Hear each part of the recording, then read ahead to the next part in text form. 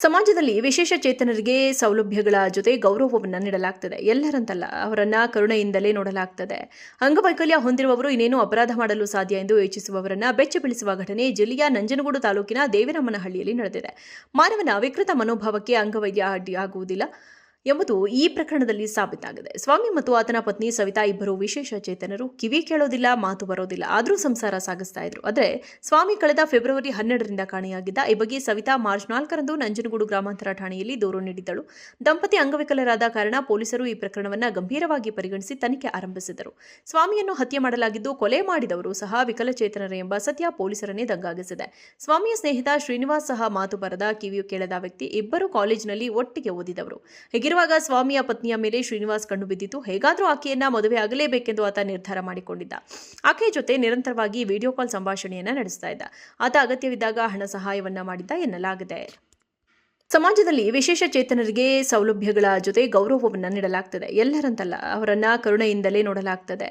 ಅಂಗವೈಕಲ್ಯ ಹೊಂದಿರುವವರು ಇನ್ನೇನು ಅಪರಾಧ ಮಾಡಲು ಸಾಧ್ಯ ಎಂದು ಯೋಚಿಸುವವರನ್ನ ಬೆಚ್ಚಿ ಬೀಳಿಸುವ ಘಟನೆ ಜಿಲ್ಲೆಯ ನಂಜನಗೂಡು ತಾಲೂಕಿನ ದೇವಿರಮ್ಮನಹಳ್ಳಿಯಲ್ಲಿ ನಡೆದಿದೆ.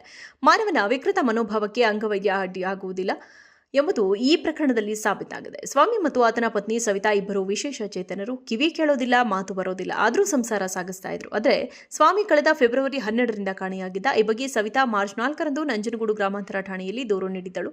ದಂಪತಿ ಅಂಗವಿಕಲರಾದ ಕಾರಣ ಪೊಲೀಸರು ಈ ಪ್ರಕರಣವನ್ನು ಗಂಭೀರವಾಗಿ ಪರಿಗಣಿಸಿ ತನಿಖೆ ಆರಂಭಿಸಿದರು.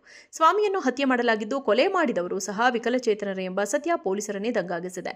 ಸ್ವಾಮಿಯ ಸ್ನೇಹಿತ ಶ್ರೀನಿವಾಸ್ ಸಹ ಮಾತು ಬರದ, ಕಿವಿಯು ಕೇಳದ ವ್ಯಕ್ತಿ. ಇಬ್ಬರು ಕಾಲೇಜಿನಲ್ಲಿ ಒಟ್ಟಿಗೆ ಓದಿದವರು.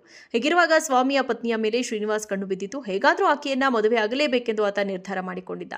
ಆಕೆಯ ಜೊತೆ ನಿರಂತರವಾಗಿ ವಿಡಿಯೋ ಕಾಲ್ ಸಂಭಾಷಣೆಯನ್ನ ನಡೆಸ್ತಾ ಇದ್ದ. ಆತ ಅಗತ್ಯವಿದ್ದಾಗ ಹಣ ಸಹಾಯವನ್ನ ಮಾಡಿದ್ದ ಎನ್ನಲಾಗಿದೆ. ಸಮಾಜದಲ್ಲಿ ವಿಶೇಷ ಚೇತನರಿಗೆ ಸೌಲಭ್ಯಗಳ ಜೊತೆ ಗೌರವವನ್ನು ನೀಡಲಾಗ್ತದೆ. ಎಲ್ಲರಂತಲ್ಲ, ಅವರನ್ನ ಕರುಣೆಯಿಂದಲೇ ನೋಡಲಾಗ್ತದೆ. ಅಂಗವೈಕಲ್ಯ ಹೊಂದಿರುವವರು ಇನ್ನೇನು ಅಪರಾಧ ಮಾಡಲು ಸಾಧ್ಯ ಎಂದು ಯೋಚಿಸುವವರನ್ನ ಬೆಚ್ಚಿ ಬೀಳಿಸುವ ಘಟನೆ ಜಿಲ್ಲೆಯ ನಂಜನಗೂಡು ತಾಲೂಕಿನ ದೇವಿರಮ್ಮನಹಳ್ಳಿಯಲ್ಲಿ ನಡೆದಿದೆ.